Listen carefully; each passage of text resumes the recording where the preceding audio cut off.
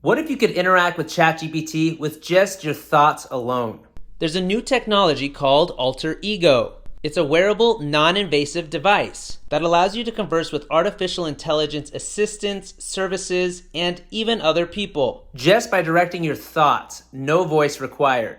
The technology was created by Arnav Kapoor and his team at MIT. His goal is to enable a human user to access the expertise of AI in real time as though it was a part of him or her.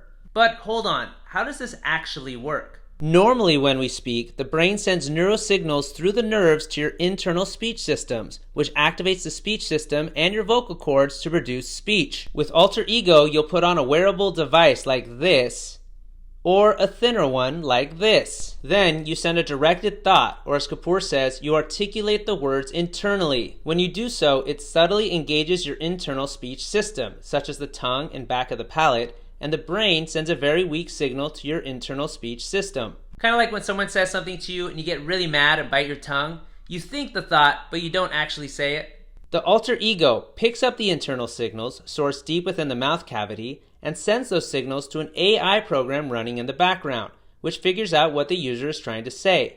If it's a question, it then tries to answer the question.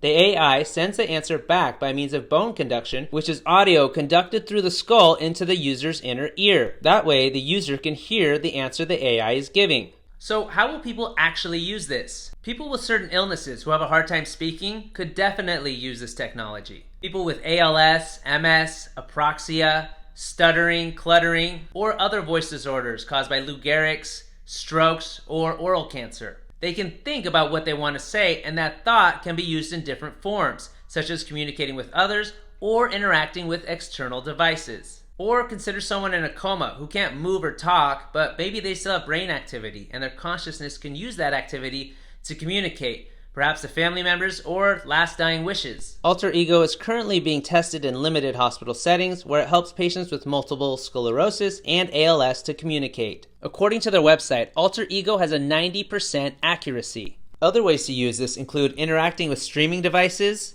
or tell it the prices you're spending at a grocery store and have it add up the totals for you. Or by sending text messages, just by thinking the thought and directing the contents of the text message, which might make our texting and driving laws a little bit awkward. I matched the time you were on the road with the time you sent that text message. So it is true you were texting and driving, were you not? No, officer. I was only thinking and driving. Huh? Or how about storing information in a book as you read it and being able to access any of that information that you store? Or taking a memorization exam, taking the information and storing it and then recalling it during the exam and no one knows what you're doing. Heck, you could even make a confession in church to your preacher and not be worried about people overhearing you. And of course, passing notes to your friend in class just got way easier. But one of the best uses might be political candidates at a debate. When they don't know how to answer a question, they can pause, ask Alter Ego, then give the answer, if they're not doing that already. The economy, what's that? Oh, hold on. Just give me a second. Oh, okay, got it. Hold on, I'm thinking. Oh, the economy, oh yeah, here's what I would do. But here's my worry. I tend to think a lot of random thoughts. Some of them I think I don't have any control over. They just kind of come into my brain and bubble up to the surface. Kind of like a fizzy soda. And this is especially true when I'm talking to my wife. So this weekend, Jessica invited us to their house, and my sister also told me that she wanted to spend time. So Now, imagine if those thoughts were out loud. If I get Patrick Mahomes on my fantasy team, then... Hey, are you listening to me? Huh? But Kapoor is very clear. This is not a mind-reading device, and it won't pick up those random thoughts. According to his website, the novelty of this system is that it reads signals from your facial and vocal cord muscles when you intentionally and silently voice words. The system does not have any direct and physical access to brain activity and therefore cannot read a user's thoughts. Now get this, Alter Ego was first unveiled in 2019, way before ChatGPT and all this AI craze came out. In 2020, Time magazine named it one of the top 100 inventions of the year. Okay, as cool and potentially useful this sounds, there are a few caveats. First, it's not the most aesthetically pleasing look. Having a big white device on your head isn't the most appeasing to the eye.